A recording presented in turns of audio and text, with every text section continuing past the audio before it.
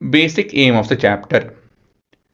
ಈ ಚಾಪ್ಟರಿಂದ ನಾವು ಏನೇನು ಕಲ್ತ್ಕೊತೀವಿ ಏನಂತ ಹೇಳಿದ್ರೆ, ಸ್ಟೇಟ್ ಆಫ್ ಮೋಷನ್ ಬಗ್ಗೆ ತಿಳ್ಕೊತೀವಿ, ಫೋರ್ಸ್ ಬಗ್ಗೆ ತಿಳ್ಕೊತೀವಿ, ಆಕ್ಸಲರೇಷನ್ ಬಗ್ಗೆ ತಿಳ್ಕೊತೀವಿ, ಮೊಮೆಂಟಮ್ ಬಗ್ಗೆ ತಿಳ್ಕೊತೀವಿ.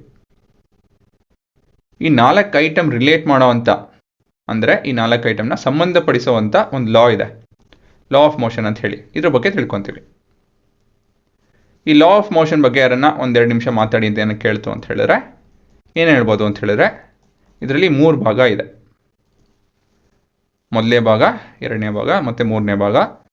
ಈ ಫಸ್ಟ್ ಲಾ ಆಫ್ ಮೋಷನ್ ಅಂತ ಹೇಳಿ ಇದರಲ್ಲಿ ಏನು ಹೇಳುತ್ತೆ ಅಂತ ಹೇಳಿದ್ರೆ, ಅಕಸ್ಮಾತ್ ಫೋರ್ಸು, ಫಸ್ಟ್ ಲಾ ಏನು ಹೇಳುತ್ತೆ ಅಂತ ಹೇಳಿದ್ರೆ, ಫೋರ್ಸ್ 0 ಇದ್ದು ಈ 3 ಐಟಮ್ಗೆ ಏನಾಗುತ್ತೆ ಅಂತ ಹೇಳಿ ಮಾತಾಡುತ್ತೆ. ಎರಡನೇದರಲ್ಲಿ 0 ಇಲ್ಲ, ಇದು ಪಾಸಿಟಿವ್ ಇಲ್ಲ ನೆಗೆಟಿವ್ ವ್ಯಾಲ್ಯೂ ಇತ್ತು. ಈ ಥರ ಇದ್ದಾಗ, ಫೋರ್ಸು ನೆಗೆಟಿವ್ ಇಲ್ಲ ಪಾಸಿಟಿವ್ ವ್ಯಾಲ್ಯೂ ಇದ್ದಾಗ ಈ 3 ಐಟಮ್ಗೆ ಏನಾಗುತ್ತೆ. ಕೊನೆಯದಾಗಿ ಆ್ಯಕ್ಷನ್ ಮತ್ತು ರಿಯಾಕ್ಷನ್ ಅಂತ ಹೇಳಿ, for every action there is an equal and opposite reaction ಅಂತ ಕೇಳಿದ್ದೀರಾ. ಇದರಿಂದ ಸ್ವಲ್ಪ ಮೊಮೆಂಟಮ್ ಬಗ್ಗೆ ಡೀಟೇಲಾಗಿ ಮಾತಾಡ್ತೀವಿ, ಆಯಿತಾ. ಈ ರಾಕೆಟ್ ಲಾಂಚು, ರಾಕೆಟ್ ಹೇಗೆ ವರ್ಕ್ ಆಗುತ್ತೆ, ಇದ್ರ ಬಗ್ಗೆ ಎಲ್ಲ ಮಾತಾಡ್ಬೋದು 3ನೇ ಲಾ ಇಂದ. This is your basic agenda for the chapter. ಚಾಪ್ಟ್ರಲ್ಲಿ ಇಷ್ಟೊಂದು ವಿಷಯ ಕಲಿತೀವಿ. ಮತ್ತು ಜನರಲ್ ನಾಲೆಜ್ ಪಾಯಿಂಟ್ ಇದೋ, ಇದೇನು ಗೊತ್ತಿರಬೇಕು ಅಂತೇನಿಲ್ಲ. Limitation of Newtonian mechanism. Newtonian mechanism ಅಂತ ಹೇಳಿದ್ರೆ ನಿಮ್ಮ law of motion. Law of motion ಇದರಲ್ಲೇ ಬರೋದು.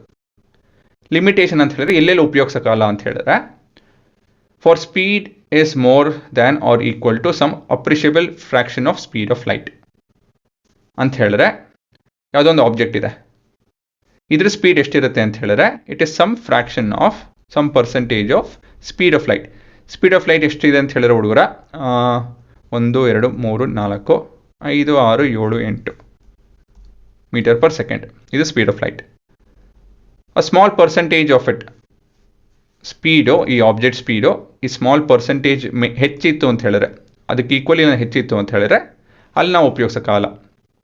ಒಂದು ಆಬ್ಜೆಕ್ಟು, ಒಂದು ಮೆಟೀರಿಯಲ್ಲು, ಒಂದು ವಸ್ತು ಇಷ್ಟು ಸ್ಪೀಡಲ್ಲಿ ಹೋಗ್ತಾ ಇದೆ, ಇಲ್ಲಾಂದರೆ ಅದಕ್ಕಿಂತ ಹೆಚ್ಚು ಸ್ಪೀಡಾಗಿ ಹೋಗ್ತಾ ಇದ್ರೆ, ಇಲ್ಲಿ ನಾವು ನಮ್ಮ Newtonian mechanism, law of motion ಉಪಯೋಗಿಸೋಕ್ಕಾಗಲ್ಲ.